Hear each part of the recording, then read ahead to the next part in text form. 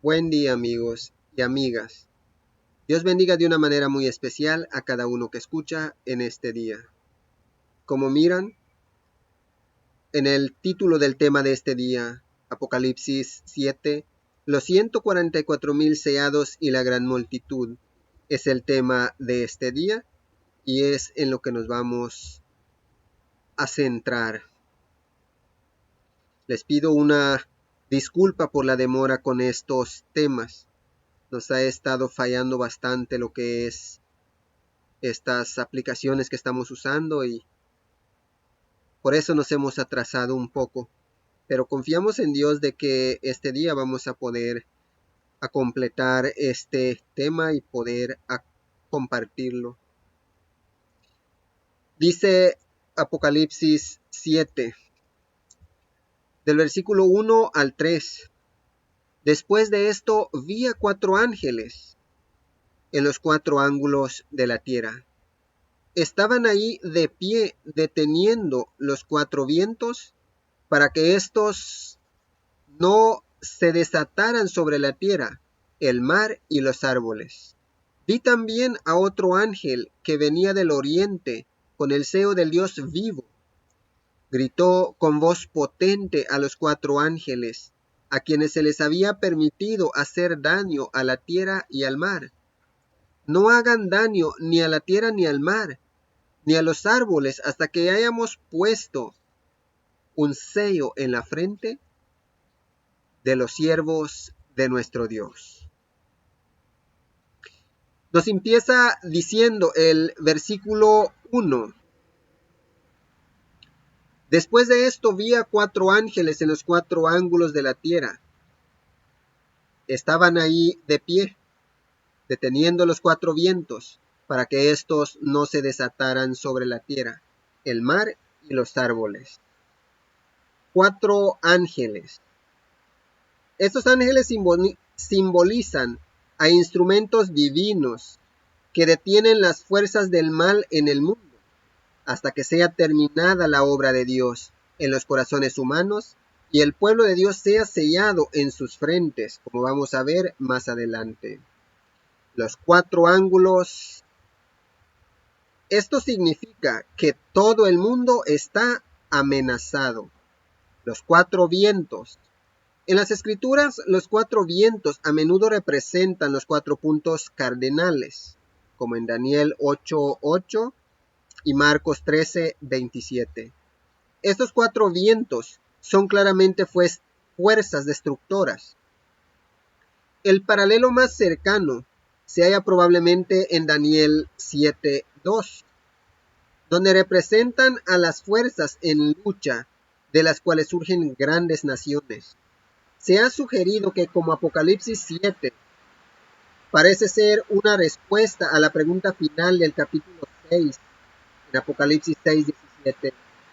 Esta retención de los 4 vientos es una tregua transitoria de los terrores descritos en el Apocalipsis capítulo 6,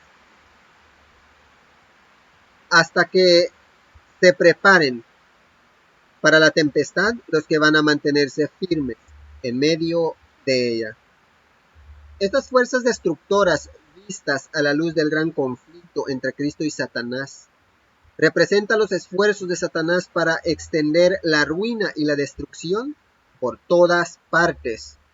Juan vio en la visión simbólica a 4 ángeles, pero en verdad se emplean muchos ángeles en la tarea de refrenar los malos designios del enemigo. Estos ángeles circundan al mundo, están reprimiendo a los ejércitos de Satanás hasta que se haya terminado el sellamiento del pueblo de Dios.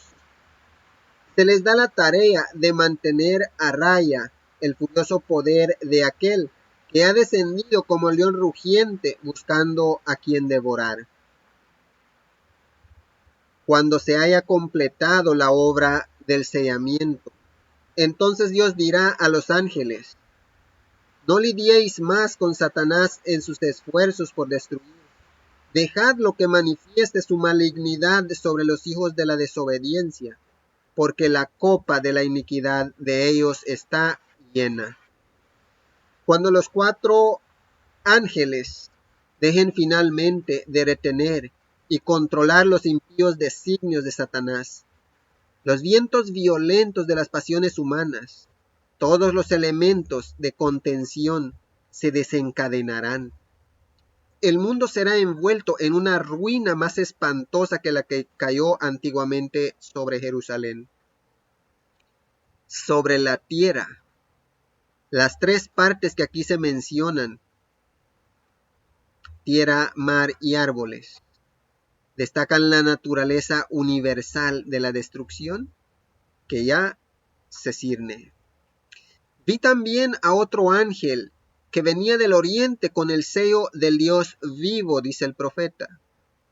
Gritó con voz potente a los 4 ángeles a quienes se les había permitido hacer daño a la tierra y al mar.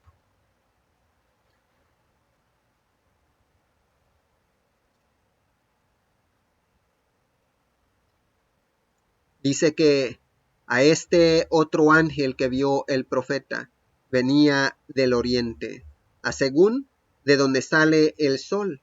Entre los judíos las direcciones se calculaban desde el punto de vista de una persona que estuviese mirando al este, como en Éxodo 3:1.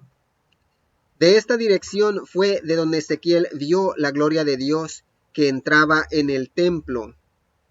La señal del Hijo del Hombre aparecerá en el este, como dice Mateo 24:30.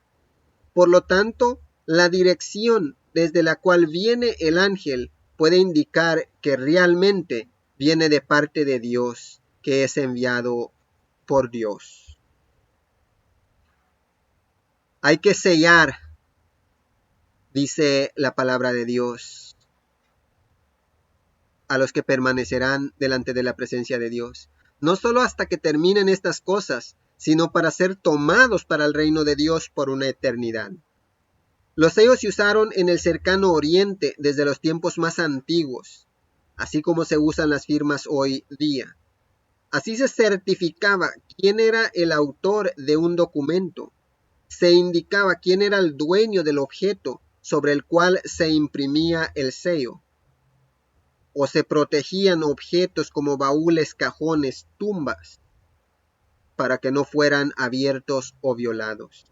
Las excavaciones arqueológicas han proporcionado centenares de sellos o impresiones hechas por ellos.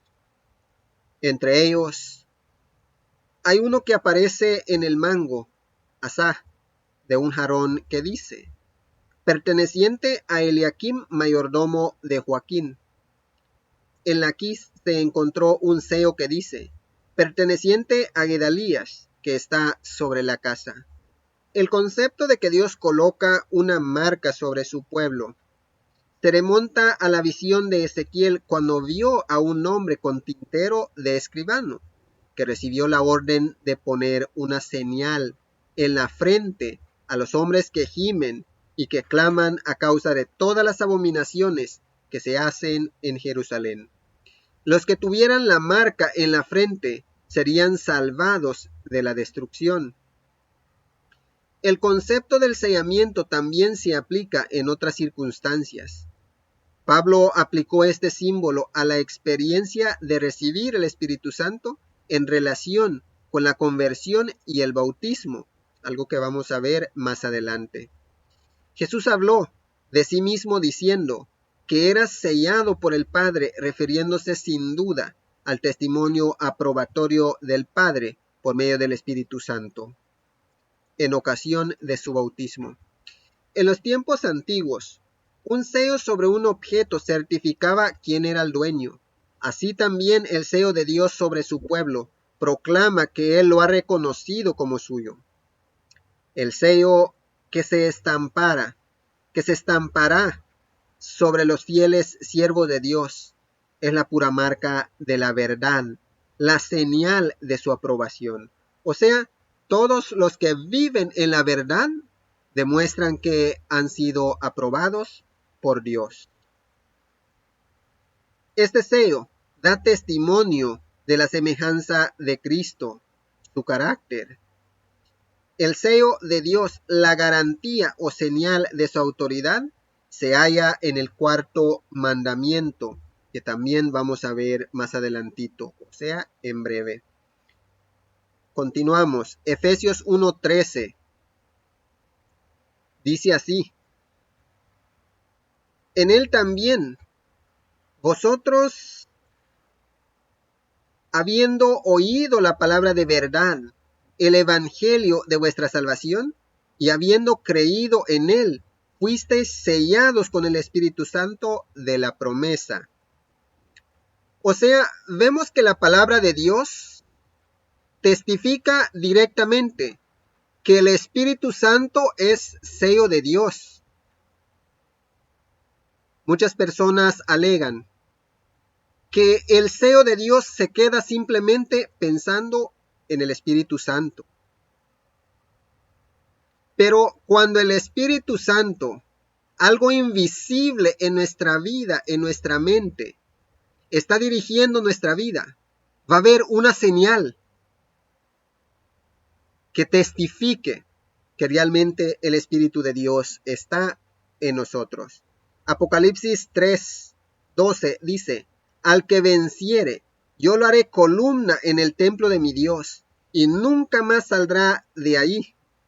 Y escribiré sobre él el nombre de mi Dios, y el nombre de la ciudad de mi Dios, la nueva Jerusalén, la cual desciende del cielo, de mi Dios y mi nombre. Nos vamos a enfocar bastante en este versículo, en lo que dice la palabra de Dios, o sea, testificando nuestro Señor Jesús, que Él mismo hará columna en el templo de Dios a los que le obedecen. Y esos que obedecen a Dios están marcados con el nombre de Dios y el nombre de Cristo.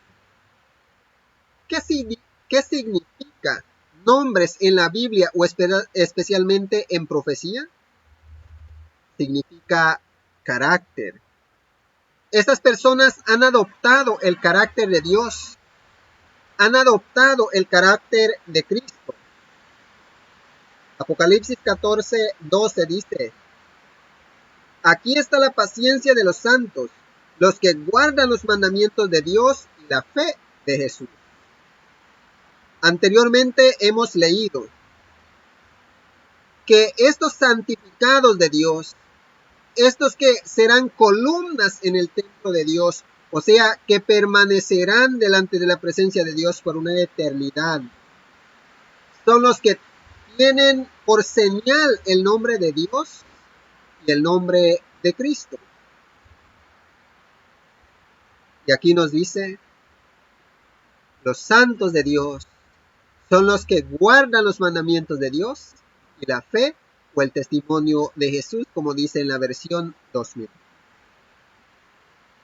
Querido amigo, querida amiga, hermano, hermana, ¿no te es difícil entender el nombre de Dios y el nombre de Cristo Jesús? Va a ser el testimonio de tu vida. Y el testimonio de tu vida es guardar los mandamientos de Dios y adoptar la fe de Jesús. La fe que conduce a la obediencia y a pasar por todo lo que tenga que pasar por este mundo y permanecer de pie y fiel delante de la presencia del Todopoderoso. Así es que los que guardan los mandamientos de Dios y la fe de Jesús son los que testifican que están marcados con el nombre de Dios y el nombre de Cristo Jesús. Ezequiel 20:20 dice así: y santificad mis días de reposo, y sean por señal entre mí y vosotros, para que sepáis que yo soy Jehová vuestro Dios. En la versión 2000 dice: santificad mis sábados, y sean por señal entre mí y vosotros, para que ustedes sepan, para que los demás pueblos sepan, para que el mundo sepa que yo soy vuestro Dios. Hermano, hermana que estás escuchando, amigo, amiga que estás escuchando, la palabra de Dios dice claramente que guardar el día sábado, reconociéndolo como el día santo y bendito del Señor, testifica que tú formas parte del pueblo de Dios. Más claro que eso, no nos puede hablar Dios por medio de la Biblia. El día sábado testifica de que tú y yo somos pueblo de Dios cuando lo aceptamos como mandamiento de Dios y lo guardamos. No quiero dar a entender que solo el mandamiento del sábado te va a salvar. Tampoco quiero dar a entender que es el mandamiento que te salva, porque ya vamos a ver más adelante que los que se salvan porque fueron lavados por la sangre de Cristo Jesús. Pero esos que fueron lavados por la sangre de Cristo Jesús guardan los mandamientos de Dios por cuanto ya son salvos. Es la realidad. Segunda de Timoteo 2:19 dice así: pero el fundamento de Dios está firme, teniendo este sello: conoce el Señor a los que son suyos, y apártese de iniquidad todo aquel que invoque el nombre de Dios. O sea, el sello de Dios es notorio en tales personas que se apartan del mal, que no violan, que no pisotean los mandamientos de Dios. Hay un solo mandamiento que apunta directamente a Dios, como el creador no solo de las cosas, sino también de las vidas humanas que existen en este mundo. Dice en Génesis 2:2: y acabó toda su obra en el sexto día, y el séptimo día lo apartó, lo santificó y lo bendijo. Por lo tanto, lo declaró el día de reposo. En el capítulo 20 de Éxodo, el versículo 6 y 7 dice: acuérdate del día sábado para santificarlo. No hagas ningún trabajo en él, ni tú, ni tu hijo, ni tu hija, ni tu siervo, ni tu criada, ni tu buey, ni tu asno, ni el extranjero que está dentro de tus puertas.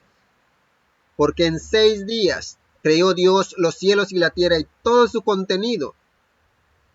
Mas el séptimo día descansó, por lo tanto lo apartó, lo bendijo y lo santificó. Eso es lo que dice el mandamiento de Dios. O sea, el cuarto mandamiento, que es el día sábado como día de reposo, también da testimonio que Dios es el creador. Así es que los que llevan el nombre de Dios y el nombre de Jesús son los que guardan los mandamientos de Dios y la fe de Jesús. Son los que se apartan completamente del mal. Viven en completa santidad de Dios, o sea, en completa obediencia a la palabra de Dios. Éxodo 39:30 dice así: hicieron asimismo la lámina de la diadema santa de oro puro, y escribieron en ella como grabadura de sello: santidad a Jehová.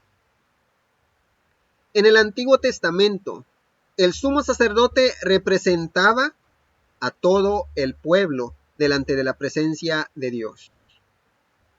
Y dice que en la ley levítica se mandaba a hacer esta diadema santa y colocarlo sobre la cabeza del sumo sacerdote. Una diadema es una media corona, no es una corona de reyes, sino una media corona. Y esta es la diadema que llevaba el sumo sacerdote, pero lo importante es la inscripción que tenía, y con letras grandes: santidad a Jehová. Notemos bien, esta diadema va sobre la cabeza. Así es que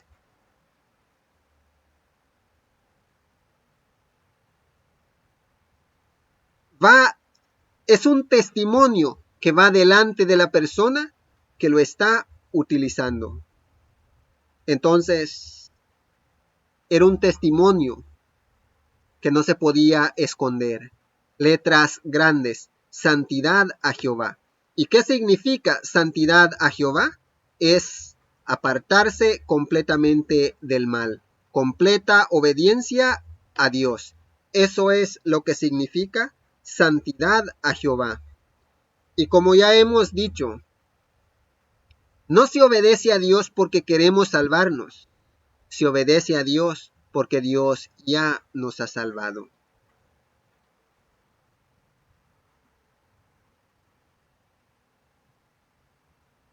No hagan daño ni a la tierra, ni al mar, ni a los árboles, hasta que hayamos puesto un sello en la frente de los siervos de nuestro Dios.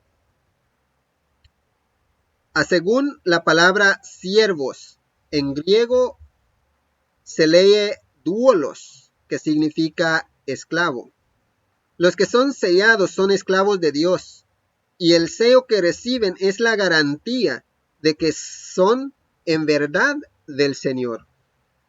O sea, alguno podría decir, pero ¿cómo esclavos del Señor? Si ahora ya no es tiempo de esclavitud. Y si tienes razón. Pero la diferencia es que estas personas que son santificadas por Dios, ellos se hacen voluntariamente esclavos de Dios. ¿Qué significa la palabra esclavo? Un esclavo es aquel que no tiene voluntad, sino que es dirigido por su Señor. De igual manera nosotros. Nuestra voluntad está en manos de Dios. Nosotros ya no tenemos voluntad. Lo hemos puesto en manos de Dios y Él es el que nos dirige en todo lo que debemos de hacer para andar bien delante de su presencia. Así es que esas personas que tienen el sello de Dios son aquellos que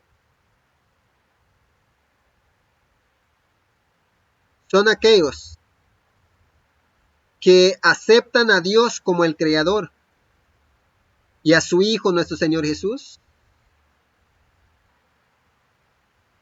como el sacrificio para el perdón de los pecados y la salvación.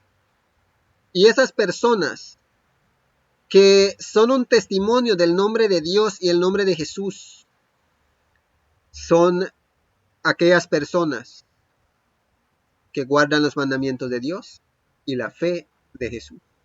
Nos sigue diciendo del versículo 4 al 8 en el mismo capítulo 7. Y oí el número de los que fueron sellados, 144,000 de todas las tribus de Israel.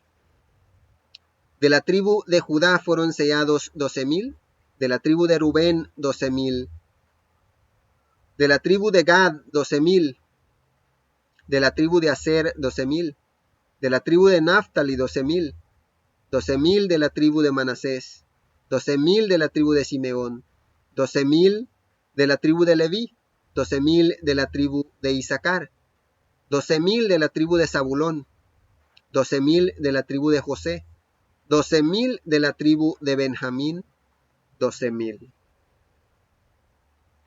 Entonces, dice el profeta que él oyó, escuchó el número de los sellados y eran 144,000. Muchas personas entran en debates y en conflictos por causa de estos números. Pero 12 es un número que tiene significado en la Biblia sin duda, porque hubo 12 tribus en Israel, como testifica Éxodo 24:4, Éxodo 28:21, Levítico 24:5, Números 13, 17:2 y muchos otros testimonios bíblicos o citas bíblicas.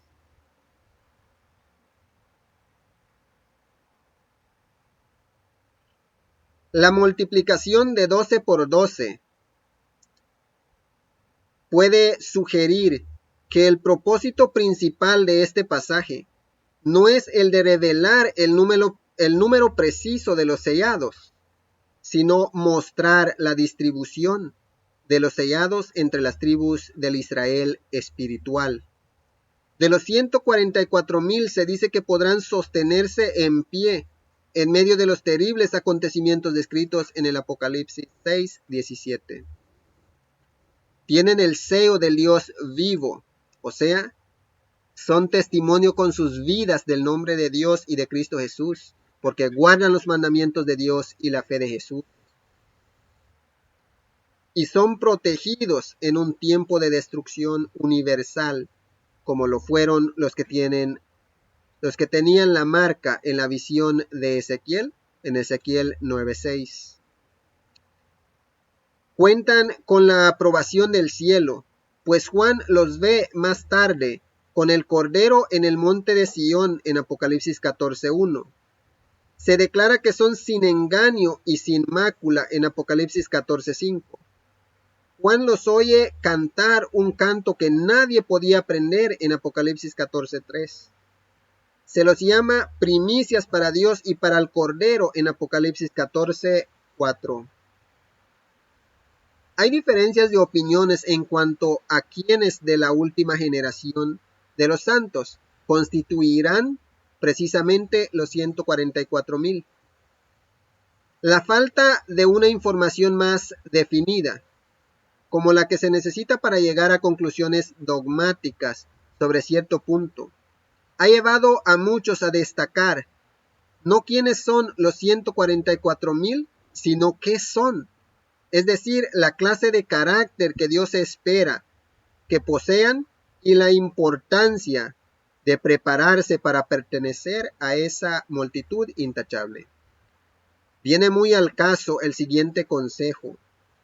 No es tu voluntad, la voluntad de Dios, no lo es.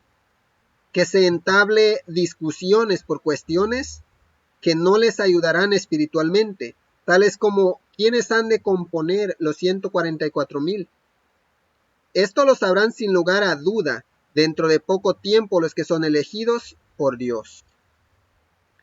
Así es que seguramente ya hemos escuchado a personas debatir por causa de este tema. Los 144,000 y ya más adelante la gran multitud.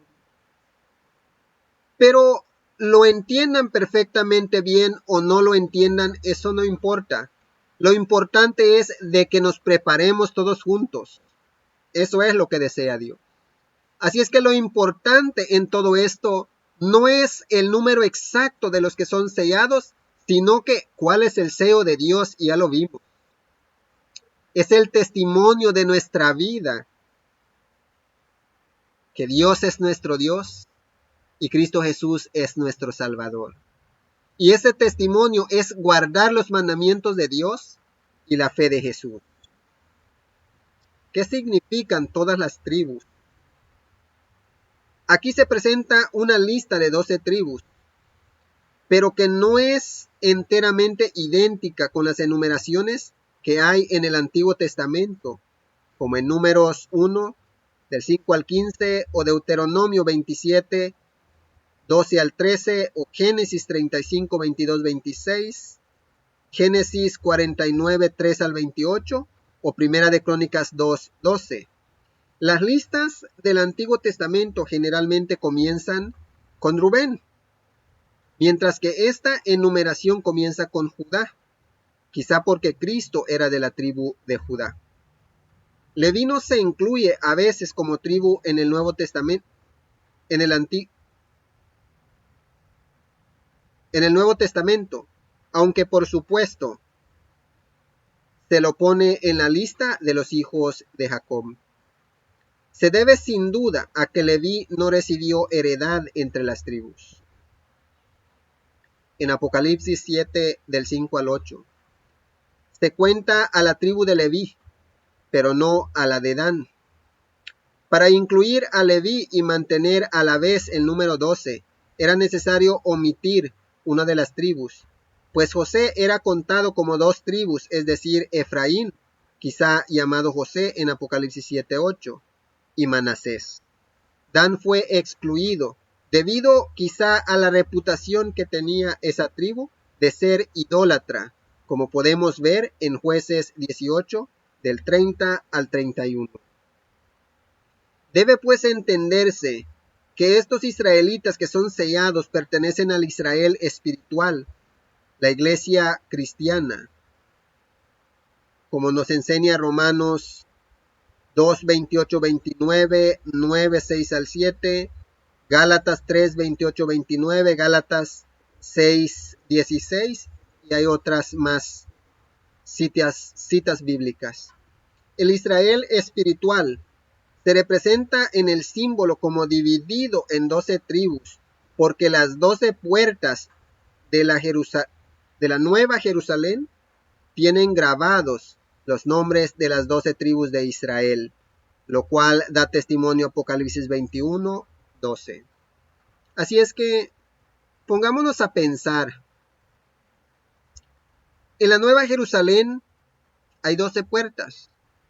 Esas 12 puertas tienen escrito el nombre de una tribu cada una. Y si nosotros hemos de entrar en esa ciudad santa, porque nos salvamos, ¿en cuál tribu vamos a entrar? Ya que nosotros somos gentiles y no israelitas. En cambio, si entendemos que estos israelitas son espirituales, son simbólicos, entonces en alguno de esas puertas vamos a entrar nosotros. Porque creemos que el tiempo del fin ya ha iniciado y Dios está ofreciendo a cada uno que escucha estos temas, estos mensajes, de ser aquel que dé testimonio de su nombre y de la salvación Cristo Jesús, guardando los mandamientos de Dios y la fe de Jesús. Así es que este Israel lo podemos tomar como el Israel espiritual y encaja perfectamente bien a todo lo que es el Apocalipsis, la salvación, la Nueva Jerusalén y Dios, nuestra salvación en Cristo Jesús. Sigue diciendo del 9 hasta el 12. Después de esto miré, y apareció una multitud tomada de todas las naciones, tribus, pueblos y lenguas. Eran tan grande que nadie podía contarla. Estaban de pie delante del trono y el Cordero, vestidos de túnicas blancas y con ramas de palma en las manos. Gritaban a gran voz: la salvación viene de nuestro Dios, que está sentado en el trono y del Cordero. Todos los ángeles estaban de pie alrededor del trono, de los ancianos y de los 4 seres vivientes. Se postraron rostro en tierra delante del trono y adoraron a Dios, diciendo: amén. La alabanza, la gloria, la sabiduría, la acción de gracias, la honra y el poder y la fortaleza son de nuestro Dios, por los siglos de los siglos. Amén. Después de los sellados, el profeta miró y apareció una gran multitud, y esta gran multitud testifica la palabra de Dios, que eran de toda nación, tribu, pueblo y lengua. Pero, si nos damos cuenta, las circunstancias de estas personas es diferente que el de los 144,000. Pues estos ya se están regocijando, ya están celebrando. Llevar palmas en las manos es un simbolismo de que ya han ganado la batalla. Entonces, para las personas que dicen: nosotros somos de los 144,000 y ustedes son de la gran multitud, no tiene sentido compararlos de esa manera. ya que los 144,000 son un grupo a quienes Dios prepara en tiempos del fin para dar testimonio de su nombre y de su salvación, Cristo Jesús, guardando los mandamientos de Dios y testificando la fe de Jesús. En cambio, esta multitud ya eran victoriosos, ya estaban celebrando.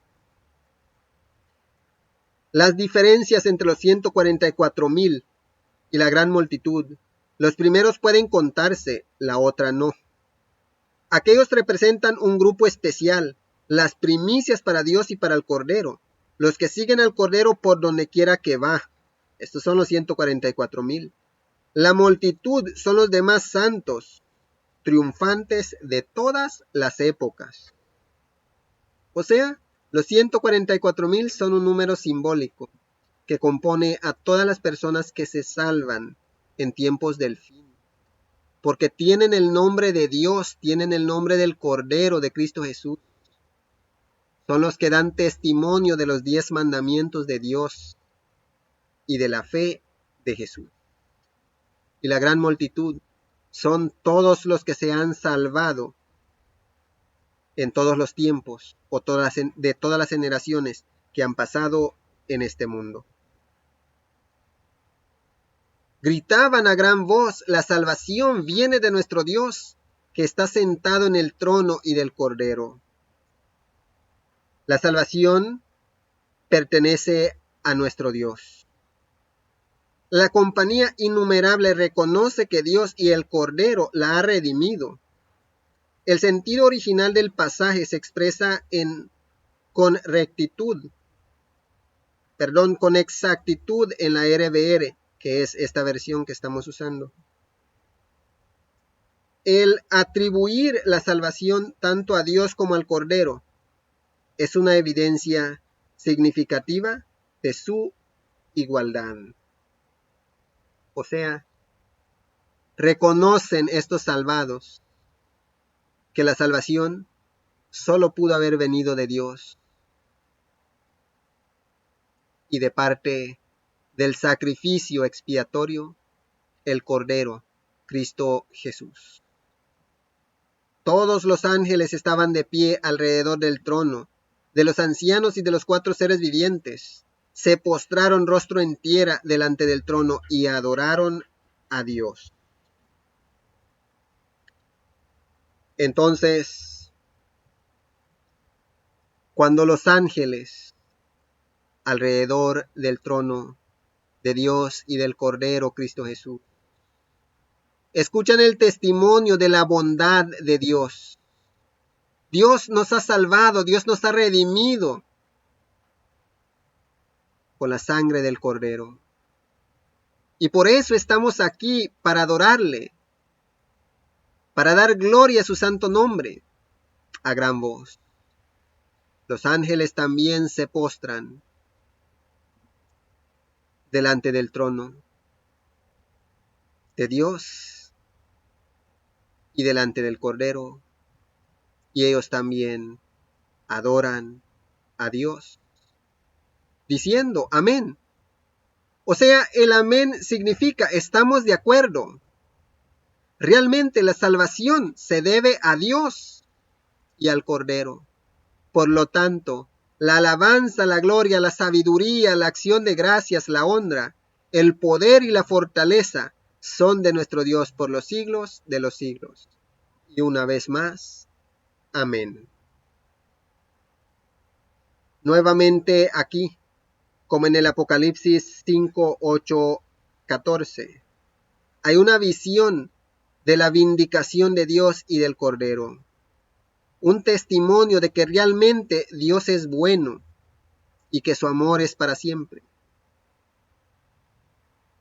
Y que Cristo Jesús es la salvación de Dios para su pueblo. El testimonio de los salvados nuevamente hace recordar a las huestes del cielo que Dios es sabio y justo. Lo adoran con bendición, gloria y acción de gracias y honra.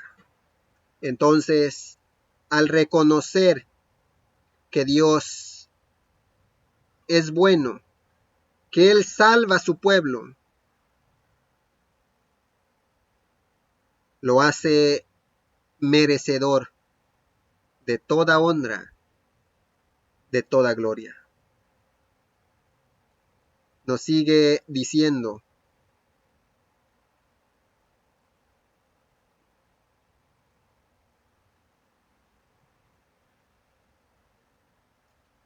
Dios se merece toda honra y toda gloria.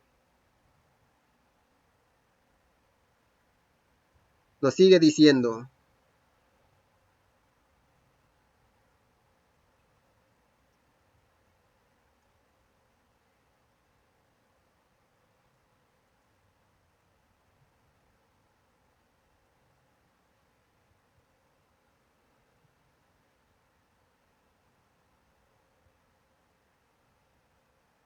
del versículo 13 hasta el 17.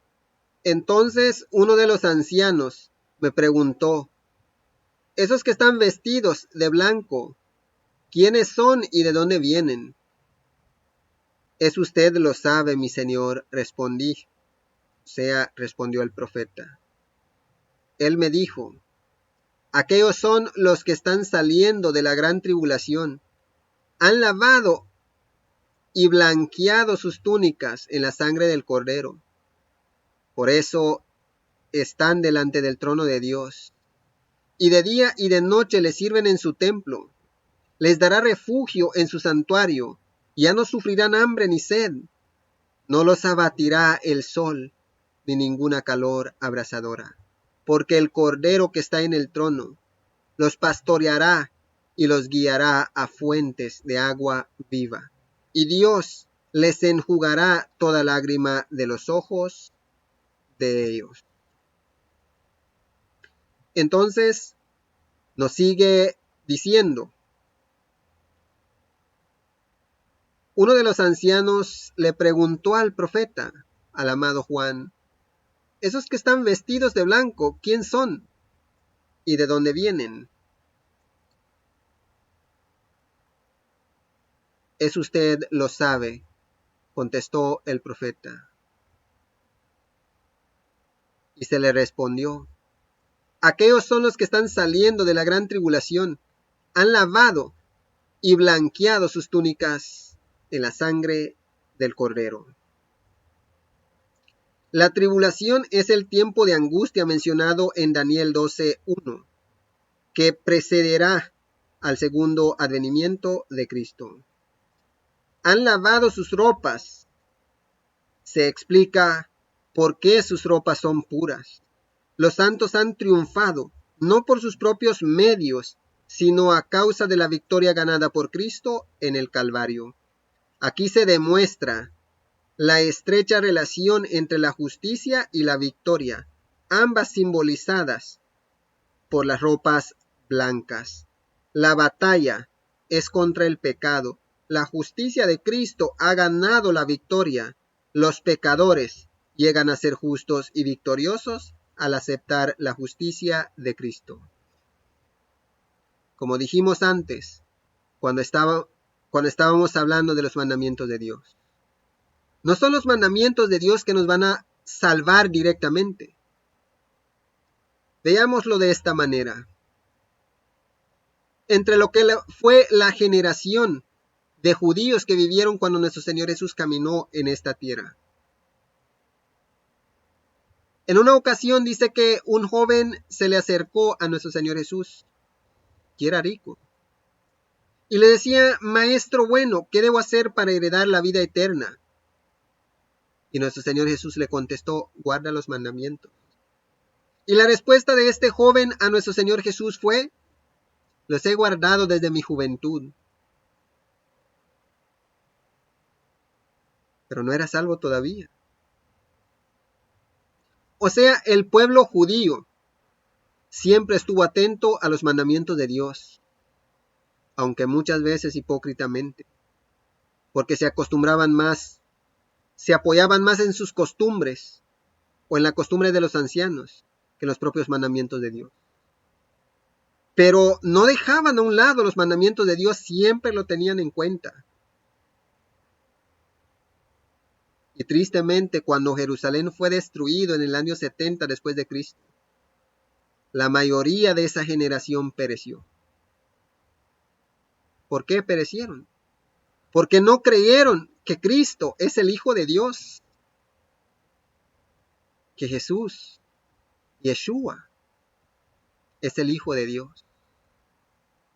Por lo tanto, cuando ellos rechazan a nuestro Señor Jesús como la salvación de Dios, entonces ¿de qué manera van a entrar en el reino de Dios? Si estos que entran en el reino de Dios es porque blanquean sus vestuarios, blanquean su alma en la sangre de Cristo Jesús, o sea, aceptan el sacrificio de Cristo Jesús como la expiación de Dios para que seamos salvos.